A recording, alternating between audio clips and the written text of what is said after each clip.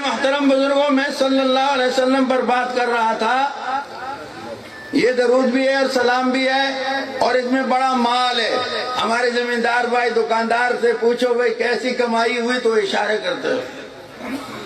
تو اس میں بڑا مال پڑا ہے. ایک دفعہ جس نے درود شریف پڑھا، ہمارے اکابر بزرگوں کا عقیدہ ہے، اہل حق کا، اہل سنت والجماعت کا، علماء دیوبند کا، ایک بار درود شریف پڑھے اللہ اس پر 10 رحمتیں نازل کرتے ہیں. ایک بار درود شریف پڑھے اللہ اس کے نام اعمال میں 10 نیکیاں لکھتے ہیں، 20 فائدے. ایک بار درود شریف پڑھے اللہ جل شانہ اس کے 10 گناہ معاف کرتے ہیں، 30 فائدے.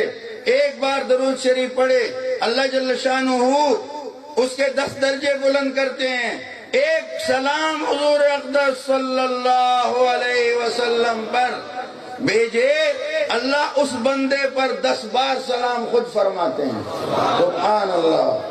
تو 50 فائدے ہوئے. یہ تو اللہ پاک نے نام دیا اور وہ اللہ کے حبیب بھی تو ہیں صلی اللہ علیہ وسلم. ان کی کیا نرالی شان.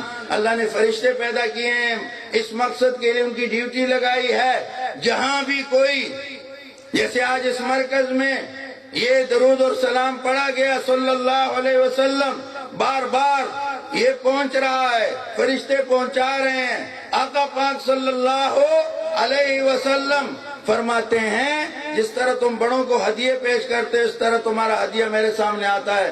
میں تمہارے لیے اور تمہارے والد کا نام لے کر پیش کیا جاتا ہے میرے سامنے. تو پھر میں کیا کرتا ہوں ذرا سنو.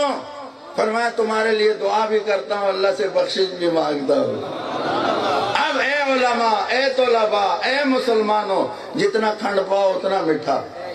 انشاءاللہ اس کی برکتیں دیکھو گے، بڑی برکت. تو صلی اللہ علیہ وسلم کہنا مت بھولا کرو.